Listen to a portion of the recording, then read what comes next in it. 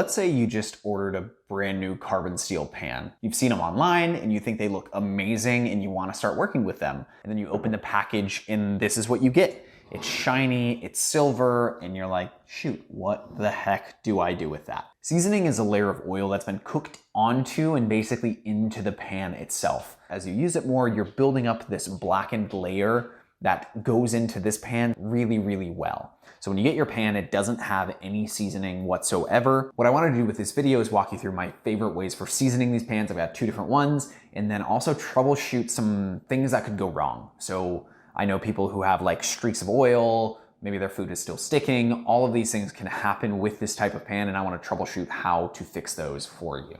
We need to start by washing off the wax that comes on each pan. It's there to keep the pan from rusting, and it needs to be removed before we're going to be able to season it. These need to be really scrubbed hard to completely remove the wax, so take your time and use hot soapy water. Once cleaned, we need to dry this off completely. From there, we can start the seasoning process. I'm going to show you how to first season this one on the stove, and then I'll show you how to use the oven to season it. The stove is really great as it's fast, easy, and pretty foolproof, but it requires a gas range that I know everybody may not have. If you have an induction cooktop, I recommend using the second method for it. Now that we've removed the wax, we need to add our own oil to the pan, and this needs to be an insanely small amount. I'm talking a few drops that we're going to completely wipe around the entire pan. For the oil itself, a great option is grapeseed, but canola can work as well. If you use canola, I recommend being even more cautious with the amount you use, because this tends to be the oil that leaves the stickiest residue. Put a few drops of oil in the pan and then wipe it around with a paper or regular towel. Then switch to a clean, dry towel to wipe out any oil that may be left on there. If you see any beads, definitely get rid of those. From there, we can go over to the stovetop. Like making a roux, your comfort level is going to dictate the time it takes to do this. You can do it over high heat if you're really comfortable, or over medium-high if you want to take your time. Either way, be sure to have a vent running or the window open because this will smoke a lot. I'm going to time-lapse this so you can see how the transformation occurs. Move the pan around and get both sides completely darkened before you take it off the heat to cool. This can take upwards of 20 minutes depending on your heat level. Once totally darkened, take this off the heat, let it cool, and you should be good to go. I've done my initial layer of seasoning. I did it on the stovetop. I really like this method because it's quick, it's much faster than doing it in the oven, and I think you get a really even and good initial layer of seasoning. I'm actually going to do a second layer in the oven just to show you what that looks like, how that works.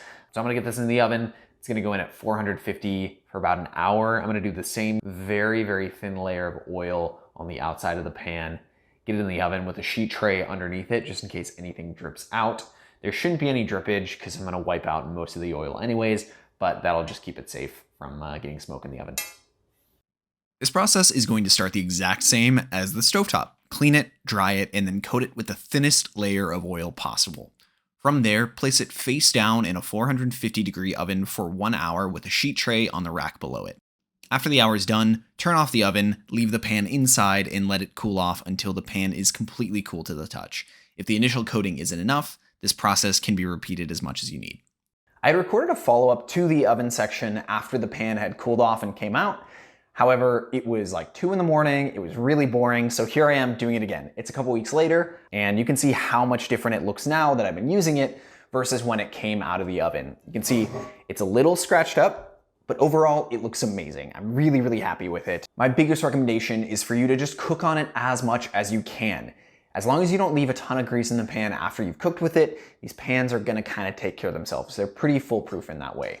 For cleaning and storage, I like to clean it gently with hot water and soap. That old adage of soap on pans is gonna strip away the seasoning. It just hasn't been true for me in my life at least, unless you're using some like crazy intense soap. Dry it off completely, put a little bit of oil in it, wipe it all out, put it away in your cabinet or in your drawer.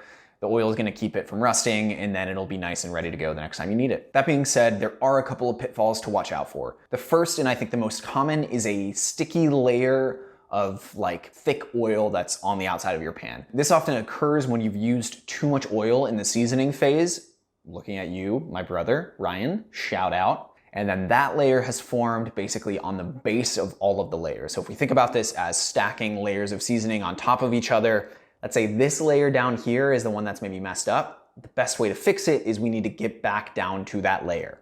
So what we're gonna have to do is scrub the pan as hard as we can to get all of that sticky residue off. and kind of re-season the entire thing after that. I know it's a lot of work. The tricky thing though is if it gets a layer of residue on the bottom, it's kind of stuck there forever. There's almost nothing you can do in everyday use to get rid of it. Barkeeper's Friend is really, really good for this. Not at all sponsored, not at all an ad. They just have a great product. So I highly recommend using that. And that's gonna take care of you. Like I said, scrub it, re-season it, you're gonna be okay. The other pitfall is patience, or more likely, a lack of patience. What's gonna happen is you got your first seasoning, maybe it's not an intense layer of seasoning, but it's enough for you to start cooking with it. After that, you're gonna try cooking with it and you may honestly see some food sticking. Just keep using it, cook with it more and more, and it's gonna take care of itself over time. You can see this has been a couple weeks and this looks great. It's not perfect, it's not as dark as this one, but I've had this pan for years, and this one I would say is like completely non-stick at this point. Just a difference in usage time. There's nothing different I've done. It's really just the amount of time.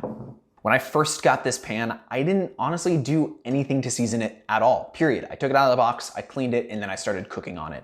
I had a really hard time in the beginning because food was sticking and I was trying to figure out how to use it, but over time, it really built up into something that I'm super, super happy with. So trust me, this can happen for you too.